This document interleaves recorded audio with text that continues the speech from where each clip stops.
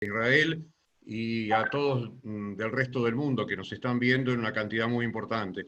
Es un enorme placer volver a recibirlos en nombre de Bnei Brit Latinoamérica, junto al agradecimiento siempre a Hachada Sheini, a Gabriel Ventasgal y a Anabela. Bueno, la anunciada anexión de por sí ya es un tema de arduo debate, que en el contexto de pandemia, recesión, desempleo, etcétera, pasa de arduo a apasionado y genera distintos, a veces choques políticos, a veces debates políticos. Hoy nos concentramos en un contexto de este debate, centralizándonos en qué puede suceder dentro y fuera de nuestras comunidades judías latinoamericanas, un tema sin duda no menor.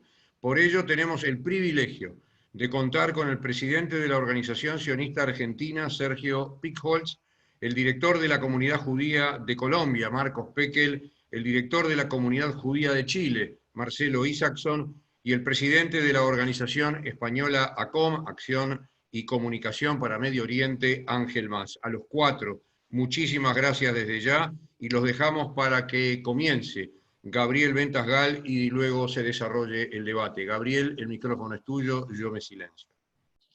Muy bien, lo que vamos a hacer es, vamos a entrar de menor a mayor, o sea, Marcos Pekel en Colombia vive en una situación que probablemente sufra menos por la elección internamente, quizás, que otros. O sea que vamos a empezar con Marcos Pekel, que va a hablar durante 10 minutos sobre cómo piensa él que va a afectarle la elección a su comunidad y a su organización. Luego vamos a seguir con Sergio Pickholz sobre Argentina.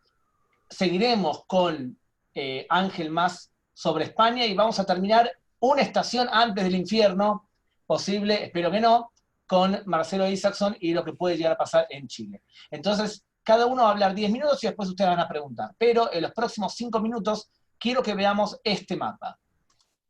Se está viendo, ¿verdad? Anabela, ¿se ve el mapa? Muy Sí, bien. se ve. Muy bien. Fíjense, esto es Judea y Samaria. Estamos hablando de 5.960 kilómetros cuadrados. 5.960, ¿está bien? Ahora bien, ustedes ven que hay territorios A y territorios B. Territorios A son los que están en verde. Son las ciudades principales palestinas. Ramallah, Nablus, Jenin, Tulkarem, Calquilia, Jericó, Belén y Hebrón. Ahí vive mucha población palestina y son gobernados por la autoridad palestina. Israelíes no pueden entrar a territorios A, no pueden entrar a territorios verdes. Lo que es marrón es territorio B. Y territorio B es ciudades palestinas que son más pequeñas y zonas agrícolas. Y ahí también gobierna la autoridad palestina desde el punto de vista civil, pero la seguridad periferial está en manos de Israel. A más B es el 40% del territorio. A más B, vuelvo a repetir, 40% del territorio.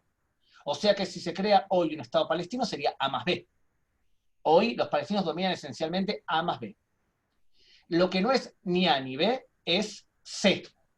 Y esto está en manos hoy de Israel. Está en manos hoy de Israel. Es el 60% del territorio. ¿Cuántos palestinos viven hoy en todo Judea y Samaria? 2 millones a 2 millones y medio. No hay censos. ¿Cuántos viven en la Franja de Gaza? Casi 2 millones. Tampoco hay censo. Pero ¿cuántos de los palestinos, de los 2 millones a 2 millones y medio, viven en territorio C, que hoy están bajo control israelí directo? Máximo 100.000. Significa el palestino que vive acá en Gush Etzion, ese forma parte de la zona dominada por Israel. Muy bien, próximo concepto a tener en cuenta. Israel domina todos los territorios C, pero tiene intereses diferentes en varios lugares. Todo lo que está acá, lo ven, que estoy marcando, se llama el Valle del Jordán. Y esto para muchos militares israelíes es importante porque evitaría una invasión o la entrada de terroristas desde Jordania. O sea que ahí el plan Alon hablaba de dominar esa zona por un tema de seguridad. Ahora bien, hay en todos estos territorios que están acá más o menos 700.000 colonos. Significa 700.000 israelíes viviendo más allá de la línea verde. Pero no es verdad que estos 700.000 viven dispersos por todo este territorio. No es verdad. 200.000 viven en Jerusalén Oriental, en barrios que están pegados a Jerusalén, y que en cualquier plan de paz se habla que van a quedar dentro de Israel, por ejemplo, Gilo, por ejemplo, Pisgat, ¿está bien? Se llama el Anillo de Jerusalén. O sea que nos quedan alrededor de 450.000, 500.000. ¿Dónde viven esta gente? Muy bien, la inmensa mayoría de ellos viven en bloques territoriales. ¿Ven acá que hay mucho espacio blanco? Ahí está lo que se llama Ariel Barkan y Carnation Bron. Son mucho territorio pegado de colonias judías casi sin árabes. Acá se llama Modi'in Ilit, acá se llama Gush Etzion y acá se llama Male Adumim. Los bloques territoriales, que son casi todos judíos sin casi árabes, representan el 6% de todo Cisjordania. Por lo tanto, cuando hablemos de la anexión y qué efecto va a tener en vuestras comunidades, tengamos todos en cuenta que los 4 oradores que van a hablar acá no saben qué va a decidir el gobierno. Si el gobierno decide anexar el 60% que está fuera del plan Trump, porque Trump permitiría hasta el 30%, pero si Israel anexa el 30%, la pregunta es ¿qué territorio el 30%? ¿Va a ser todo el Valle del Jordán y va a ser todos los bloques territoriales y va a ser más territorio? Tenemos que suponer que cuanto más anexe Israel, puede ser que haya más rechazo del lado palestino. En cambio, si Israel anexa menos, puede ser que haya menos rechazo. Los 4 oradores que van a hablar no saben cuánto, porque ningún israelí lo sabe tampoco. ¿Cuánto va a anexar el gobierno? Y si es que va a anexar.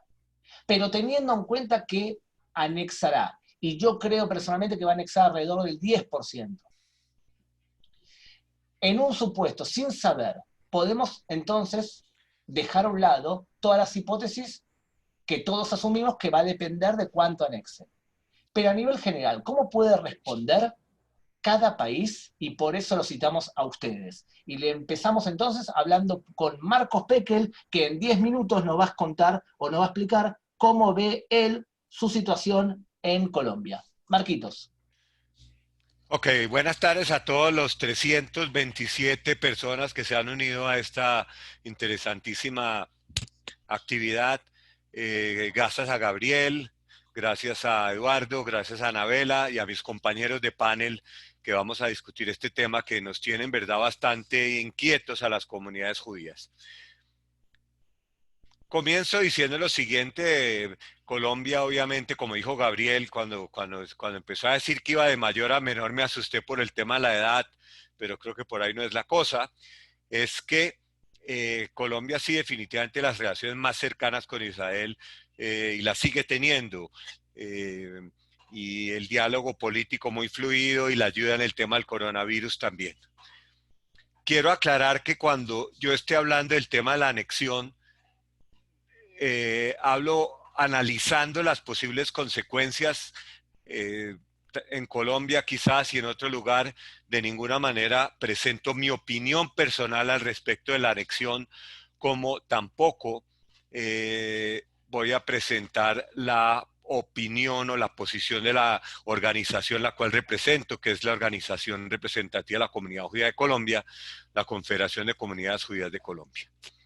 Habiendo dicho eso, creo que la respuesta, Gaby, es depende. Si la respuesta en general va a ser mala o va a ser peor frente a un tema de la anexión. Mala sería, y eso depende de los porcentajes que tú estabas hablando ahorita. Si la anexión es únicamente después de negociar, pero primero que todo estamos asumiendo que va a haber anexión y eso tampoco es 100% seguro.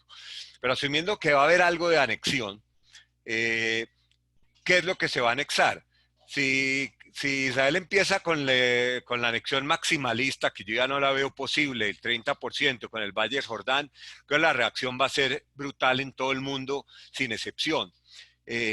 Si la anexión es únicamente Male Adumim y Ariel, la reacción va a ser mala, pero de pronto no tan grave. Por lo tanto, acá el tamaño sí importa.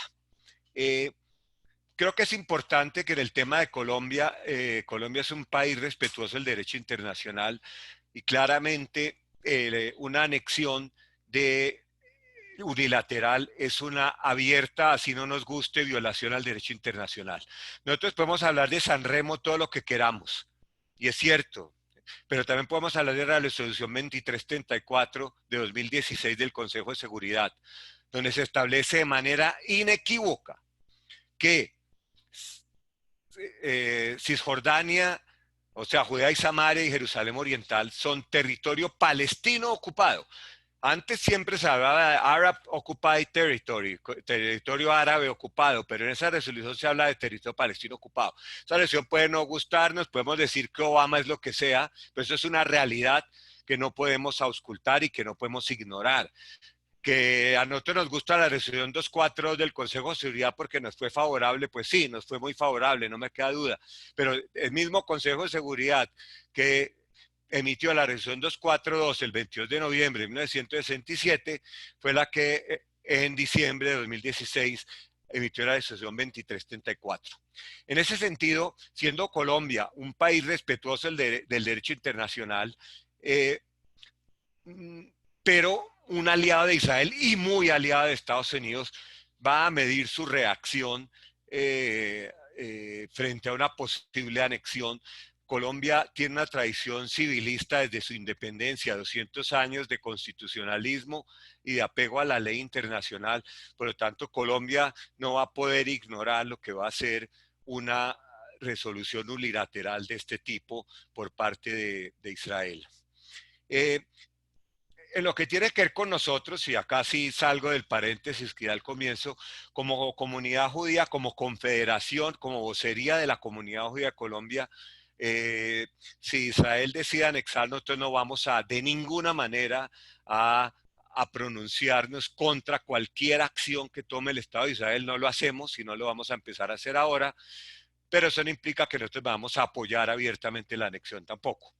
Y eso quiero dejarlo claro porque que esa es la posición que nosotros en América Latina hemos tomado en términos generales. Jamás, y no lo vamos a empezar a hacer ahora, condenamos o rechazamos a Israel, no lo vamos a hacer, pero no significa que tengamos que estar de acuerdo con un acto que puede no necesariamente estar dentro del marco que nosotros consideramos apropiado para una organización judía como la que nosotros dirigimos, con el bienestar de la comunidad como por encima de todo.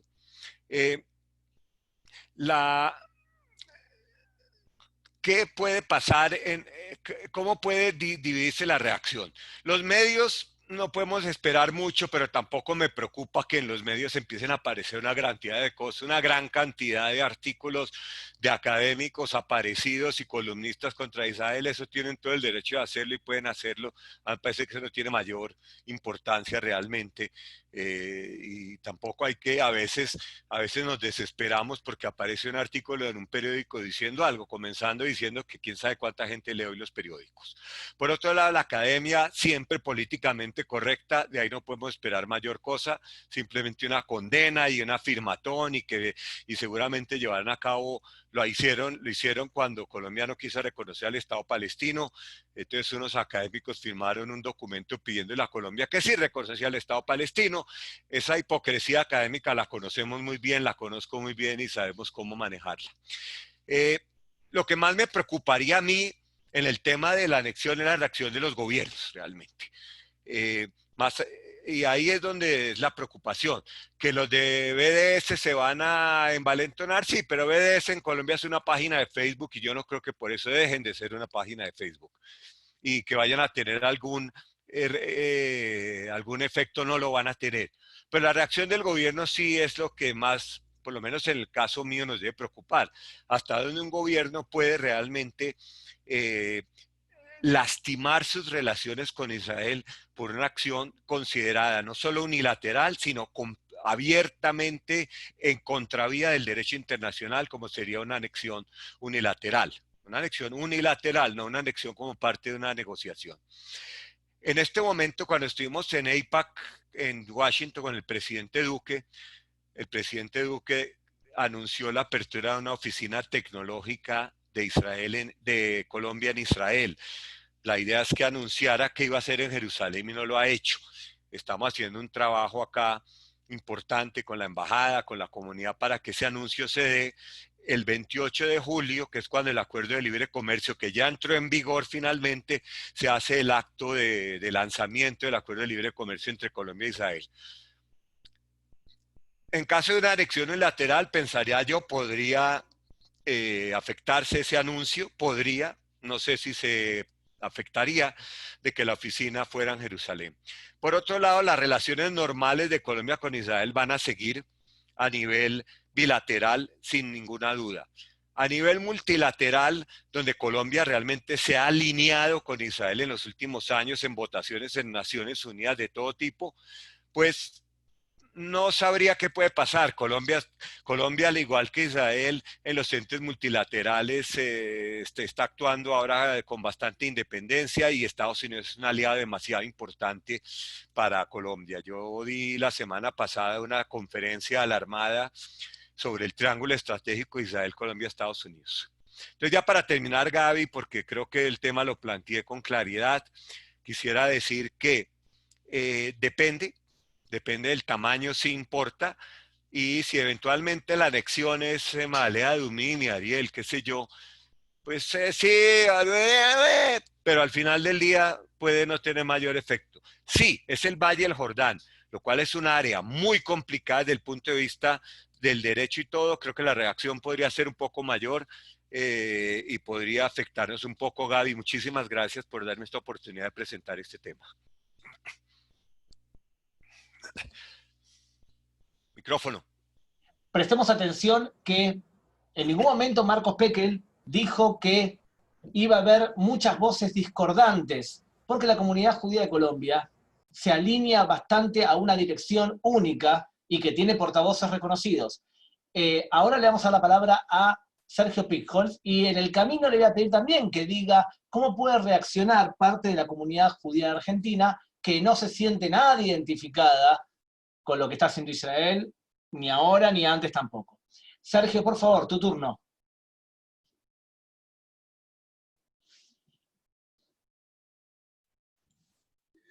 Bueno, buenas tardes a todos. Gracias, Gaby, por la invitación, a los compañeros de panel y a la Benebrit también, que ha propiciado este encuentro. Por mi parte, a mí me gustaría ir directamente al grano y ser específico sobre las implicancias que puede tener en la Argentina el tema de lo que estamos llamando anexión y que yo prefiero llamar declaración de soberanía sobre algunas zonas que actualmente el mundo llama territorios ocupados y nosotros preferimos distinguir como territorios en disputa. Decía en consecuencia que considero que es una declaración de soberanía sobre territorios en disputa.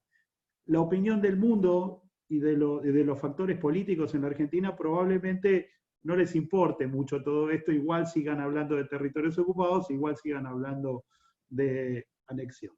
Lo primero a considerar es la situación política de la Argentina, que es una situación política particular, donde el gobierno que actualmente ejerce la primera magistratura, que es una facción que se llama kirchnerismo, todos ustedes la conocen, o peronismo, para ser más amplio, se encuentra dividido en dos partes. Un ala moderada, que es el ala que responde al presidente, o supuestamente moderada, que responde al presidente Alberto Fernández, y otra que responde a la vicepresidente de la Nación, que sería el área más reaccionaria. El área reaccionaria históricamente ha respondido, sabemos que tiene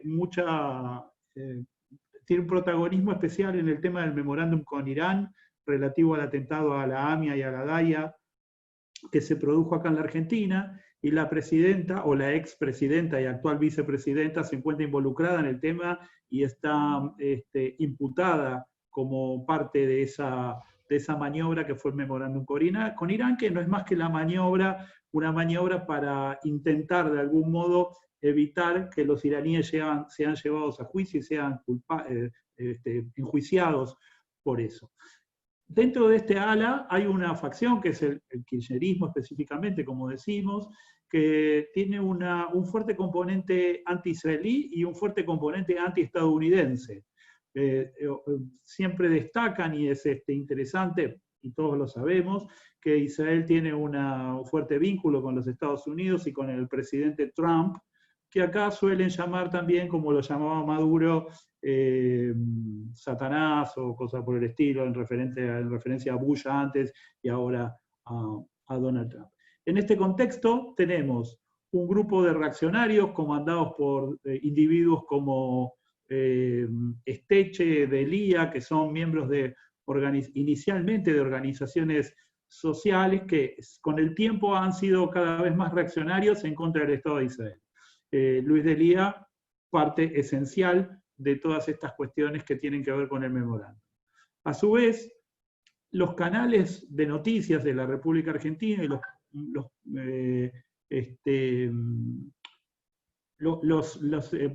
programas internacionales, específicamente, también cuentan con varios periodistas que no son precisamente ecuánimes. Por ejemplo, Pepe Gil Vidal, que es un habitual entrevistador de Gaby, suele tener una posición marcadamente anti-Estados Unidos y anti-Trump, y también anti-Netanyahu, y confunde toda esta cuestión de Netanyahu, Trump y todo con el Estado de Israel. Y aunque no es abiertamente anti-israelí, tiene posiciones anti-israelí. Pero también tenemos personajes funestos, judíos, como Pedro Brigger, también analista de internacionales, que es un judío que ejerce el autoodio y por lo tanto lo manifiesta, y seguramente lo va a manifestar con el tema este de lo que para mí es la declaración de soberanía sobre algunos de los territorios en disputa que tenemos en esta ocasión.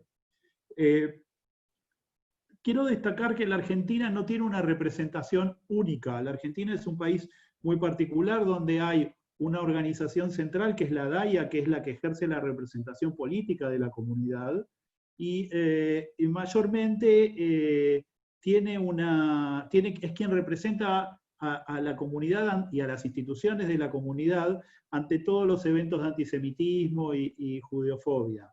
Sin embargo, los eventos que son contra Israel y el antisionismo están ahí en una línea confusa, y la OSA ha tomado, la Organización Sionista Argentina, ha tomado un papel preponderante en esta discusión y en esta pelea. Esencialmente en las redes sociales y en la respuesta a los sistemas de información y periodísticos. A mí siempre me gusta destacar que los sistemas de información acá en la Argentina se alimentan mayormente de la opinión de las cadenas de noticias o de las agencias de noticias europeas, que también son ampliamente pro, bueno, voy a ser incorrecto políticamente, que responden a la izquierda europea y que son pro-islamistas o pro-islam y son manifiestamente anti-israelíes y anti-judíos. Y esa es la opinión que un poco prima aquí en la Argentina. Nosotros en ese contexto trabajamos en dos líneas de acción específicamente. Una con los medios de información, tratando de mantener un vínculo aceitado. Sabemos que muchas veces no es atendido, pero no importa, nosotros igual lo ejercitamos, con mucha gacetilla y con mucha información a los medios de comunicación, y paralelamente con un fuerte trabajo en las redes sociales. Desde lo personal soy un fuerte activista en las redes sociales, esencialmente en Twitter, donde suelo encontrarme con enemigos declarados del pueblo de Israel que lo hacen habitualmente y que son explícitos, con amenazas y demás. Pero también contamos con la inestimable ayuda de un grupo de amigos un verdadero ejército tuitero, muchos militantes de las redes sociales que trabajan muy activamente y responden y se enfrentan a esta caterva antisemita. Yo creo que haga lo que haga Israel, así anexe, entre paréntesis, una aldea perdida en el medio de cualquiera de las zonas, o anexe la mayor parte del territorio, o declare la soberanía sobre lo que la declare, igual vamos a ser atacados. La comunidad va a ser atacada igualmente, y a eso le vamos a tener que agregar todo el tema de la pandemia y de la epidemia y de la cuarentena que estamos viviendo en la Argentina, donde resulta que los judíos y el Estado de Israel somos responsables de haber creado el virus para después crear la vacuna, para que después los países tengan que comprarla la vacuna con la plata que los bancos de los judíos le prestan a los países para comprar la vacuna contra el virus que nosotros mismos creamos. Todo esto va a formar un combo. Vivimos un momento entonces, en mi opinión, de fuerte impulso para el antisemitismo, para la judeofobia y contra el Estado de Israel. No obstante, creo que es de muy baja calaña intelectual y de muy bajo nivel sociocultural el esquema que maneja el contenido antisemita y judeofóbico y también contra Israel. Es por eso que tengo una visión optimista. Creo que vamos a poder combatirlo, vamos a poder trabajar en esto. Y el tema de la declaración de soberanía sobre algunas zonas de Yehuda y Shomron no es más que un escollo más que vamos a tener que resolver y vamos a tener que trabajar en la información. Pero no creo que empeore la situación de los judíos en la Argentina ni de la comunidad en la Argentina. Eso es a grandes rasgos lo que a mí me parece que va a suceder en el futuro próximo. Como tenés 1 minuto y medio más de tiempo, pregunta concreta. ¿Pensás que tenés peligro físico en Argentina? ¿Que haya algún tipo de movimiento por la situación de antisemitismo y la catarsis de la anexión posible? No, no lo creo en el estado actual del país. Creo que va a haber algunas marchas y algunas protestas así que no van a ser muy multitudinarias por el tema de que la Argentina sigue viviendo en cuarentena y se está hablando de que va a seguir la cuarentena. De todos modos, no descarto que el país se ponga en un futuro intermedio, no cercano, intermedio, 6 meses o un poco más, se ponga un poco más violento, fundamentalmente porque la salida de la cuarentena va a desembocar necesariamente en una fuerte crisis económica en la Argentina. Y cuando hay crisis económica, que ya está manifiesta, estaba de antes y ahora va a ser peor nada más y se postergó en el tiempo, bueno, también intentan siempre culparnos a los judíos por esas crisis. Última, no toda la comunidad judía de Argentina está institucionalizada. Los institucionalizados, ¿cómo pensás que van a reaccionar ante la decisión del gobierno israelí? Bueno, yo creo que hay bastante ignorancia y la gente no sabe. Si escucha anexión reiteradamente, probablemente tenga una opinión negativa. Pero yo no me alarmaría mucho por eso. Yo creo que va a haber una opinión, bueno, que está mal, que la izquierda va a hacer un fuerte alegato contra el tema de la declaración de soberanía o anexión, como lo queremos llamar. Pero yo creo que en líneas generales la gente tiene preocupaciones mucho más importantes que este tema, los judíos mismos, porque vuelvo a insistir, la crisis que se viene en la Argentina es muy grande, es muy fuerte, ojalá me equivoque, pero todo indicaría, qué sé yo, digamos, hay otras preocupaciones y la comunidad no creo que esté que se haga demasiada mala sangre por esta situación.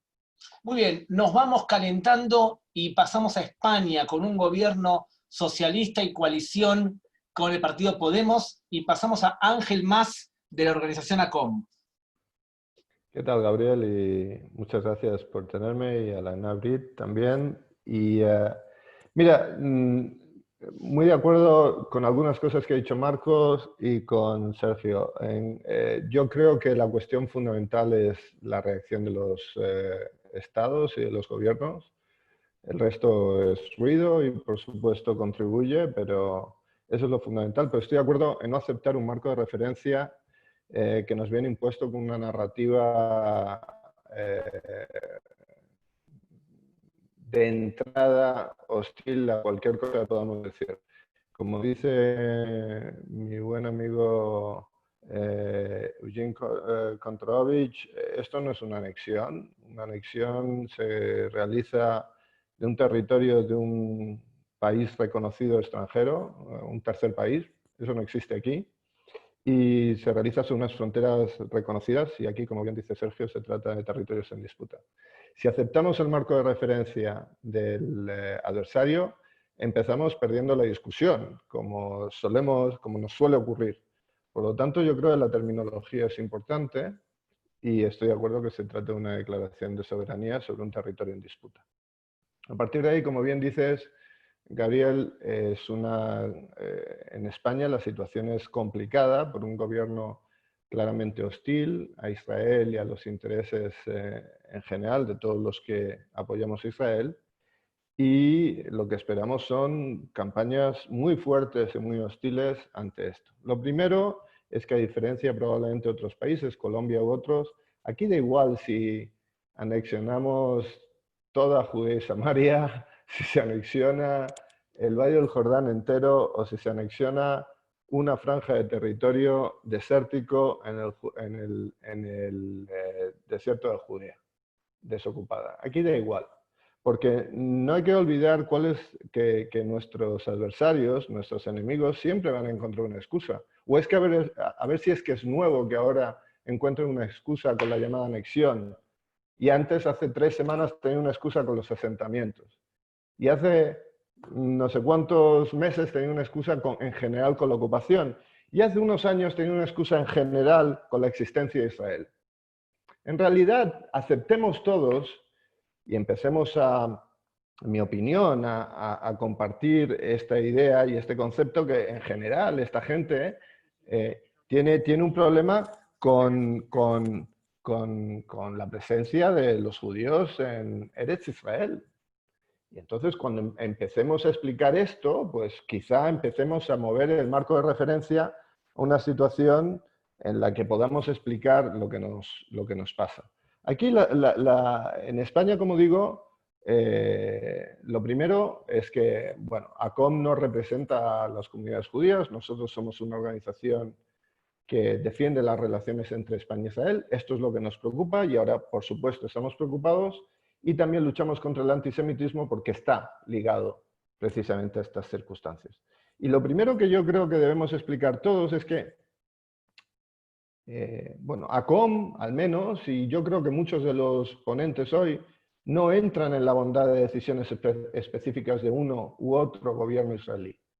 No es parte de nuestro cometido, no votamos en Israel, somos ciudadanos españoles que apoyamos a Israel. Y apoyamos a Israel fundamentalmente por su legitimidad como Estado judío democrático. Y promovemos las buenas relaciones con él. Y esto es importante porque los que atacan esta decisión, como digo, no lo atacan por si se anexiona o se declara soberanía sobre esta franja, sobre esta otra, sobre esta parte del desierto, sobre esta otra. Lo atacan fundamentalmente porque ellos niegan esa legitimidad del Estado judío. Y por aquí empezamos. Nosotros, frente a estas campañas, intentamos educar sobre lo que aquí raramente en España se escucha, que es la perspectiva israelí, que no es única, pero desde luego de no demonizar a una sola de las partes de un debate, típicamente no lleva a un debate serio, ni desde luego excluir a una de las partes de la solución, demonizándola, como digo, en exclusiva, presenta una perspectiva equilibrada desde un punto de vista de un país tercero. Esa perspectiva israelí aquí raramente se presenta. Por lo tanto, nuestra labor, en lo que prevemos va a ser una situación muy hostil en España, que ya ha comenzado con declaraciones en...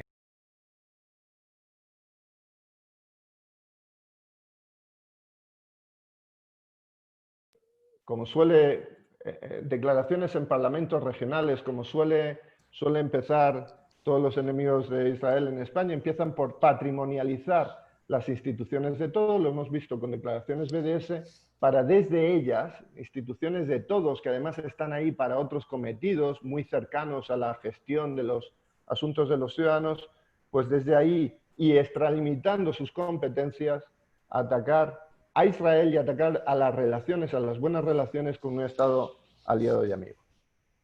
Nosotros esto es lo que estamos viendo, no es que lo prevemos, es que lo vemos, y por lo tanto nosotros lo que queremos es educar fundamentalmente en la perspectiva israelí, que es una perspectiva que es defendible si de entrada no se acepta la narrativa del adversario.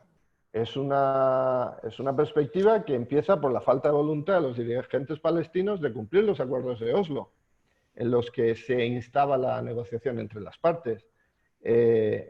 Sigue con la incompetencia palestina para crear estructuras estatales que les permitieran tener un Estado propio y derrochando las ayudas internacionales en financiar el terrorismo. Continúa por la falta de interlocutores para la paz y por básicamente no tener un interlocutor único, sino varias facciones. Nosotros siempre hablamos de facciones palestinas y no de los palestinos. Los palestinos es un ente que nuestros adversarios usan como si fuera un ente homogéneo, y no lo es. Hay muchas facciones, pero en general no encontramos un interlocutor para la paz. Y en esa tesitura nosotros debemos explicar, y es nuestra función, informar, educar, que en esa tesitura Israel sí ha decidido tomar una iniciativa para asegurar su integridad territorial y la seguridad de sus ciudadanos. Por lo tanto, esa es nuestra función. Vemos esas campañas en marcha y esas campañas os puedo decir que son, como digo, extraordinariamente agresivas porque empiezan hablando no solo de denunciar esta anexión o esta declaración de soberanía, por supuesto ellos hablan de anexión, sino también de boicots efectivos económicos contra Israel, algo que ya, como digo, venían ejerciendo o venían proponiendo con otras excusas, ahora usan esta excusa, pero de un modo más agresivo, e incluso la ruptura de relaciones diplomáticas y como mínimo la ruptura de relaciones en temas de defensa. Si veis las declaraciones que están ya emitiendo estos grupos, que típicamente lo grave es que son parte del gobierno de España, Podemos es parte de la coalición que gobierna España, tiene un vicepresidente y 5 ministros, está apoyada esa coalición por partidos independentistas que también apoyan estas mociones, pues hablan de una agresión a un Estado palestino que no existe, de los problemas que causaría una vigilancia al terrorismo, ellos no lo llaman terrorismo, pero bueno, el uso de drones y demás, la quiebra de la democracia palestina, ¿qué democracia si no hay elecciones? Desde hace pues un montón de años. Utilizan siempre las cuestiones del Consejo de Derechos Humanos de la ONU como si fuera una entidad legítima, ¿no? Pero estas declaraciones van existiendo. Como digo, como repito, nuestra función es primero explicar que estas declaraciones están basadas en bulos, en manipulación de la verdad. Segundo, que usan una retórica extremista que los partidos constitucionalistas democráticos españoles no deberían aceptar, no deberían adoptar, no solo porque es unidireccional, porque demoniza, criminaliza una de las partes, sino porque simplemente esa misma retórica se usa en términos internos para minar nuestra democracia constitucional. Esas campañas tienen un fin extremista, como digo. Esa crítica no reconoce el derecho de Israel a existir. Y esto es muy importante. Si el que critica fundamentalmente tiene un background, unos antecedentes de reconocer a Israel, de reconocer su derecho a existir, de reconocer su derecho a la seguridad, pues está muy bien. Pero si el que critica no reconoce ese derecho, inmediatamente pierde, o su derecho a esa crítica queda claramente en entredicho. Los que critican, además, los que proponen estas declaraciones y estas iniciativas, pues tienen claramente unos vínculos con organizaciones terroristas que además nunca han criticado, nunca han denunciado. Otra cuestión que traemos a la mesa. Ángel, sí.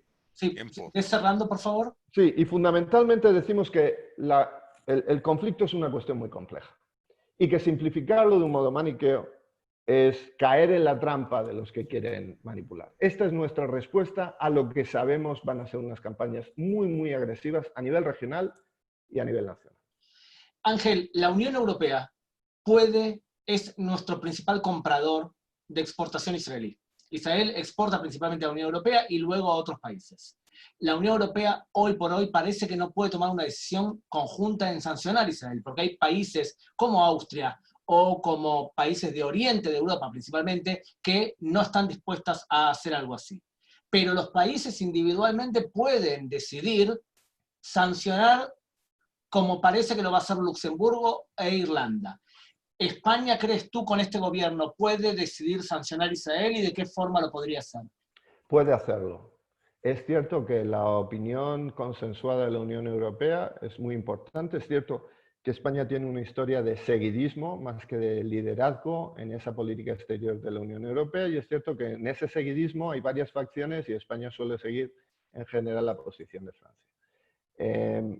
España, con el gobierno que tiene en este momento, sí podría tomar unas determinaciones más agresivas que el resto de la Unión Europea, pero yo soy relativamente pesimista sobre la posición de la Unión Europea. Y como tú bien mencionas, Gabriel, ahora mismo la posición pro-Israel está sustentada en que una serie de países que piensan por sí mismos como tú dices, en el bloque de Europa Central y del Este, fundamentalmente rechacen este marco ideológico, este marco narrativo.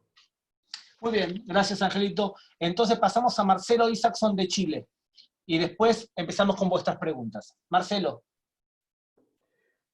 Muy buenas tardes a todos. La verdad que es un honor participar junto a queridos amigos y excelentes panelistas en esta tarde gris y lluviosa de Santiago. La verdad espero que en los otros lugares del mundo estén disfrutando un mejor clima que el que tenemos hoy por acá. Y un abrazo a casi las 400 personas que hoy nos están escuchando.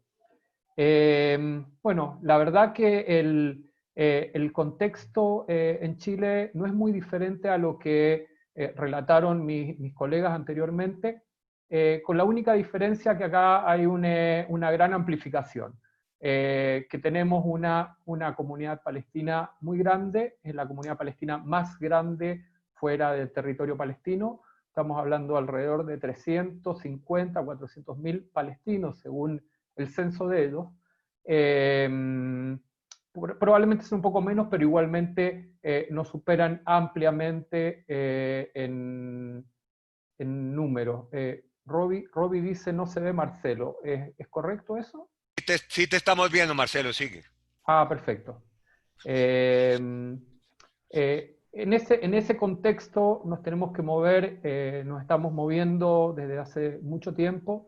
Desde hace mucho tiempo el relato y la retórica palestina se ha radicalizado por parte de los dirigentes de las instituciones, fundamentalmente.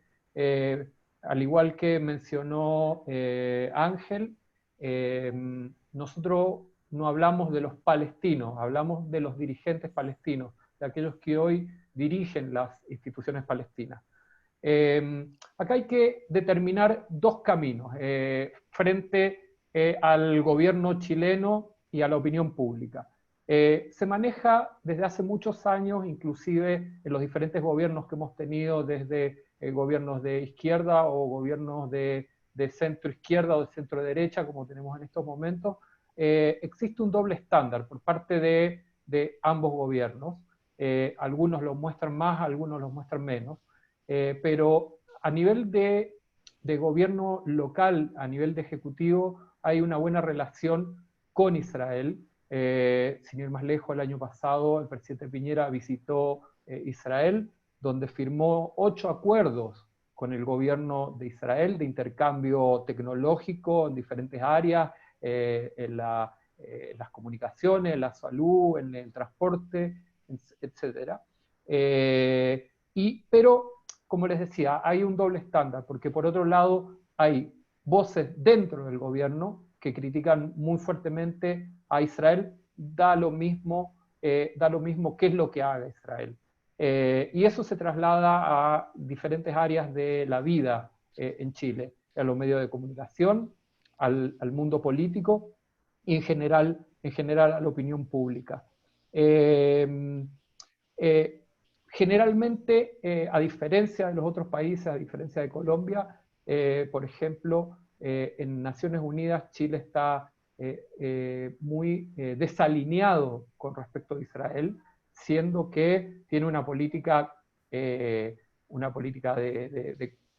comercial y respecto de Israel y del mundo bastante parecida a la de Colombia, pero ahí donde vemos la influencia del lobby palestino en Chile. Quería mostrarles una presentación muy simple. ¿Cómo vivimos los chilenos el tema de la anexión en Israel? o sea, la anexión que están anunciando desde hace un tiempo en Israel. Un segundito que... Hazle clic encima, Marcelo. Eso estoy tratando. Sí, hazle clic encima y luego la puedes mover. Ahí está. Inmediatamente, apenas se puso en la opinión pública y en los medios de comunicación el plan del siglo y a posterior la declaración de anexión, de la posible anexión de territorios de Cisjordania, como dijeron anteriormente, desconocemos cuál va a ser el porcentaje. Independientemente cuál sea el porcentaje, aquí las cosas empiezan a moverse de una manera y que van tomando una escalada. Desde que, por ejemplo, diputados, como pueden ustedes ver ahí en la presentación, diputados oficialistas, le envían al canciller Rivera condenar la anexión del territorio palestino. Y esto está firmado por 66 diputados de la Cámara de Diputados.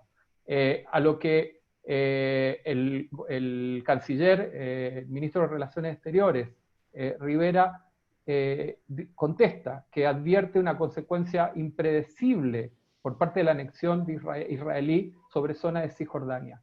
Y ahí pueden ver una cuña del propio canciller. Ahora, inexplicablemente, como les decía antes, por un lado, cuando uno habla en lo privado con el ministro Rivera, se manifiesta en favor de Israel o muy cercano a Israel. Sin embargo, públicamente se podría ver que es lo contrario. Y hoy podemos ver que esta semana senadores también solicitan al canciller Rivera tomar medidas concretas para proteger a los chilenos afectados de la anexión israelí en Cisjordania.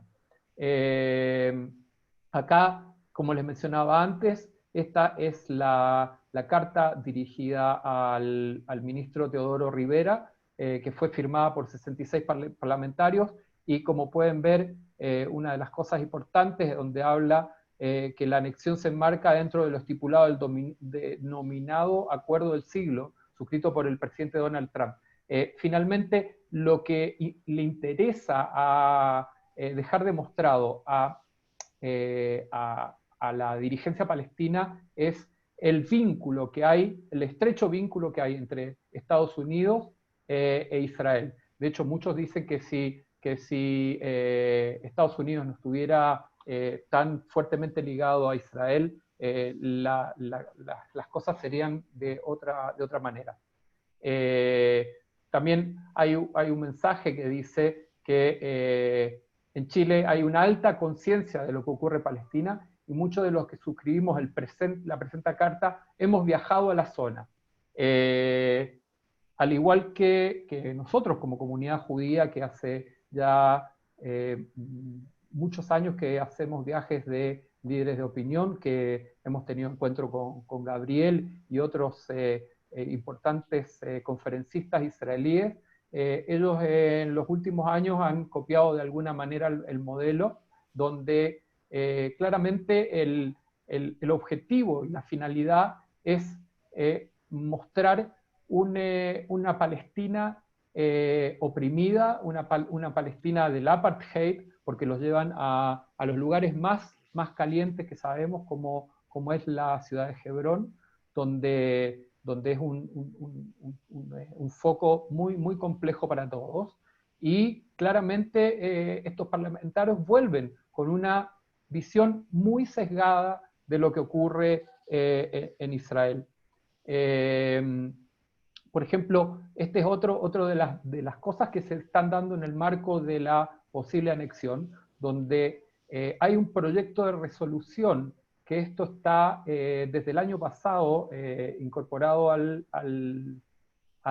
Congreso, donde lo incorporaron este año y solicitan al presidente de la República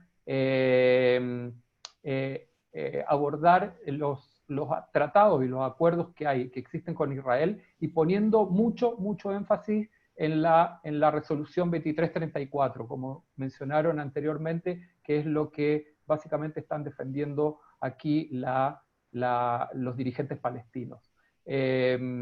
Ahora, quiero detenerme un segundo en esto y explicar exactamente qué es lo que es el proyecto de resolución y qué son los proyectos de ley, porque hay algunas informaciones, o circulan algunas informaciones o algunas voces que hablan de los proyectos de ley. Quiero decir que hasta el momento en Chile no hay ningún proyecto de ley que perjudique a Israel en estos momentos o que pueda perjudicar a Israel.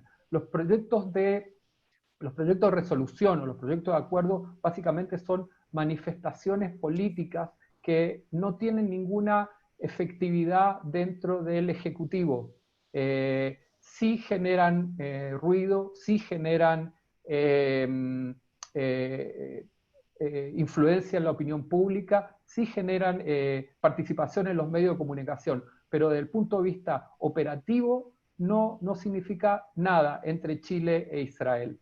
Es preocupante, va a ser preocupante cuando empecemos a escuchar lo que pueda ser un proyecto de ley, que hemos escuchado, pero muy entre los pasillos del Congreso, que estarían presentando en algún momento un proyecto de ley donde van a pedir, o sea, van a adoptar una resolución bastante parecida a la de la Comunidad Europea respecto de los productos manufacturados en Cisjordania.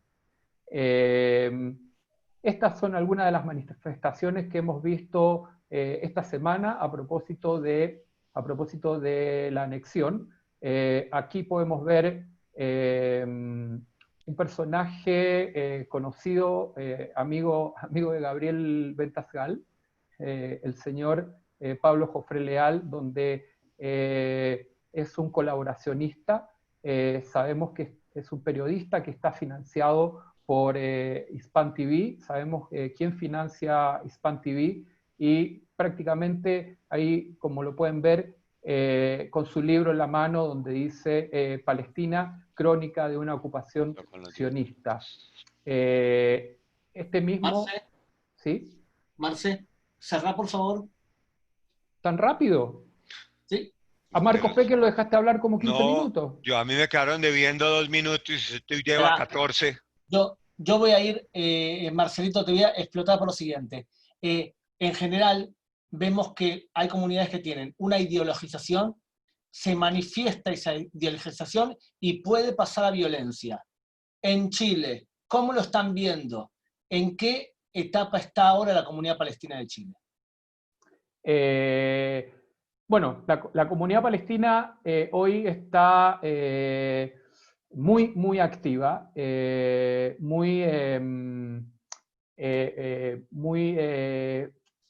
activando fundamentalmente en las redes sociales y sobre todo en las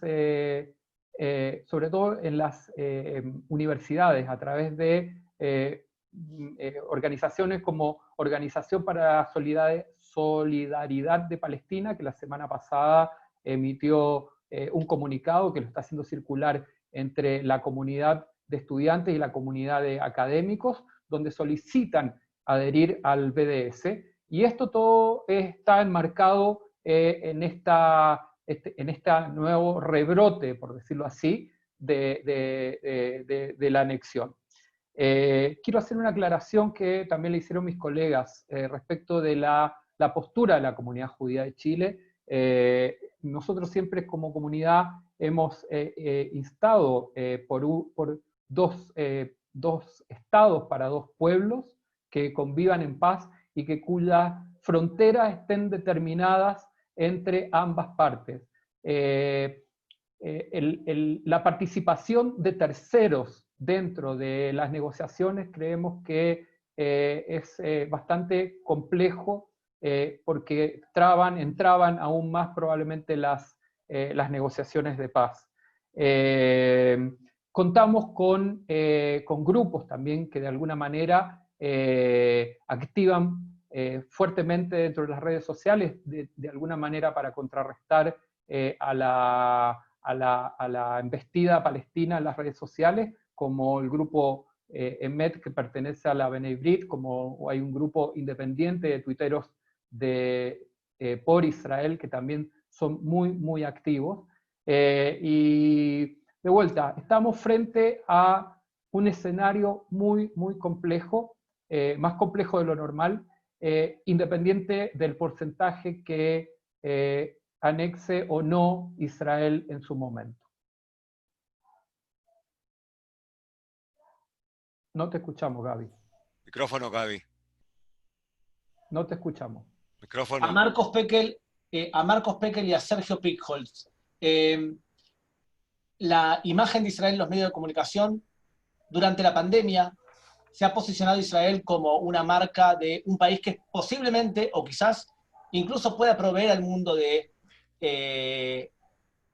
una cura. ¿Creen ustedes que la imagen positiva creada por ahora puede ayudar a que durante la anexión no nos den tanto palo? Sergio primero y después Marcos. Bueno, sí, es notable la opinión positiva del país en general ante los avances de Israel en lo relativo a la pandemia y a al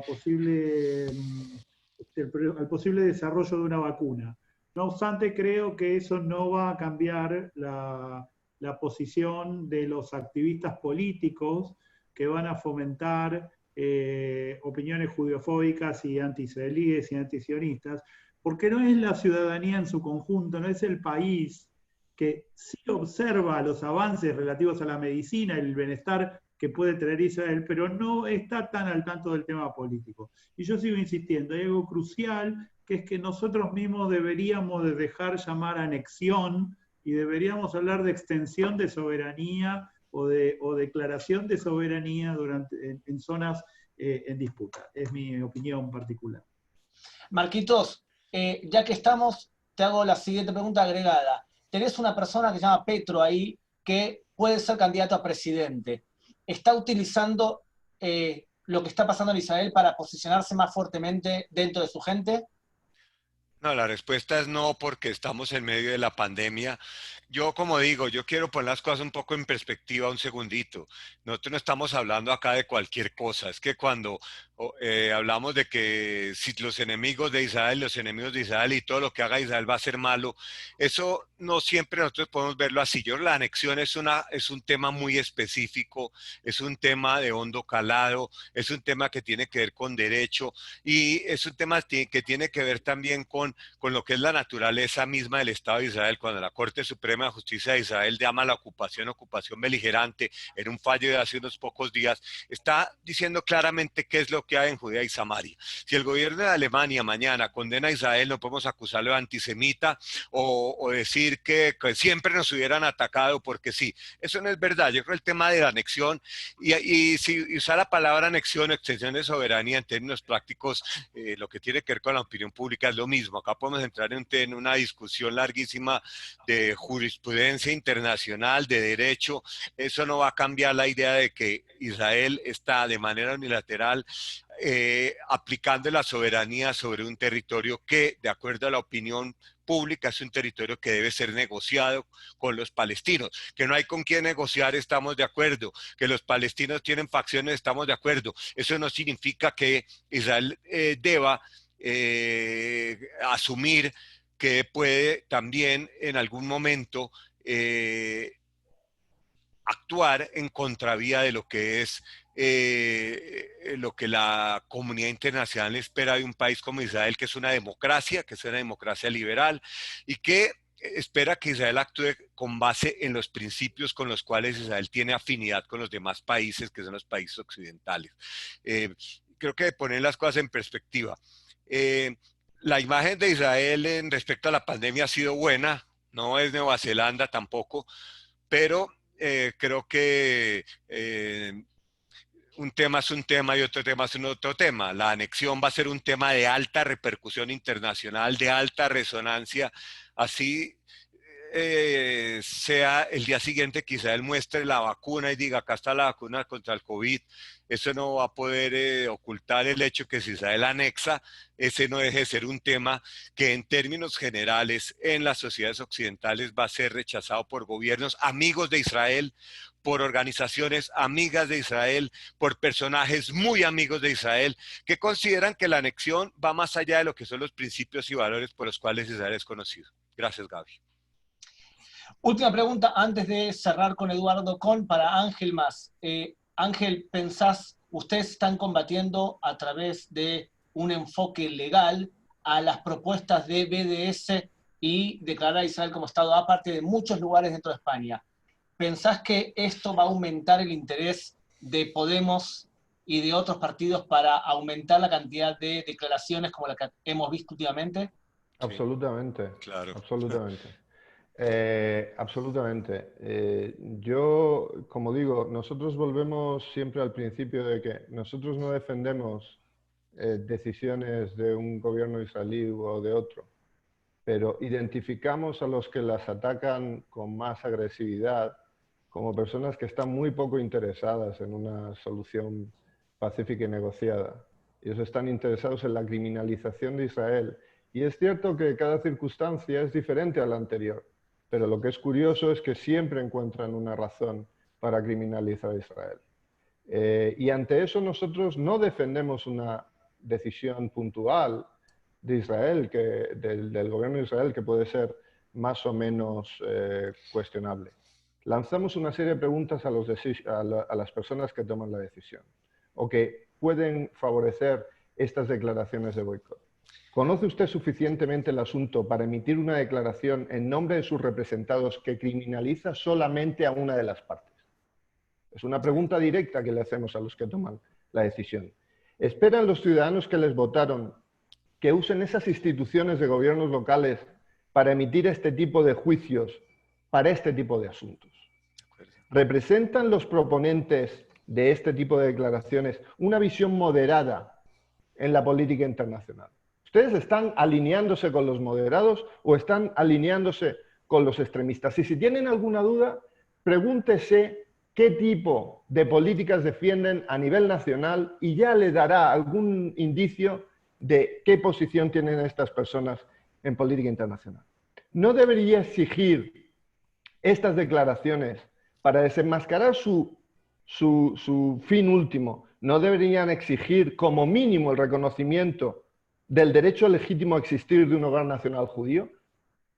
Vamos a hablar de eso. ¿Usted quiere denunciar a Israel? Si empieza por reconocer que Israel tiene derecho a existir como una entidad legítima y segura, si usted defiende los acuerdos de Oslo y su implementación y rechaza inequívocamente el terrorismo, a lo mejor está usted legitimado para criticar a Israel. Pero si no, usted tiene intereses espurios.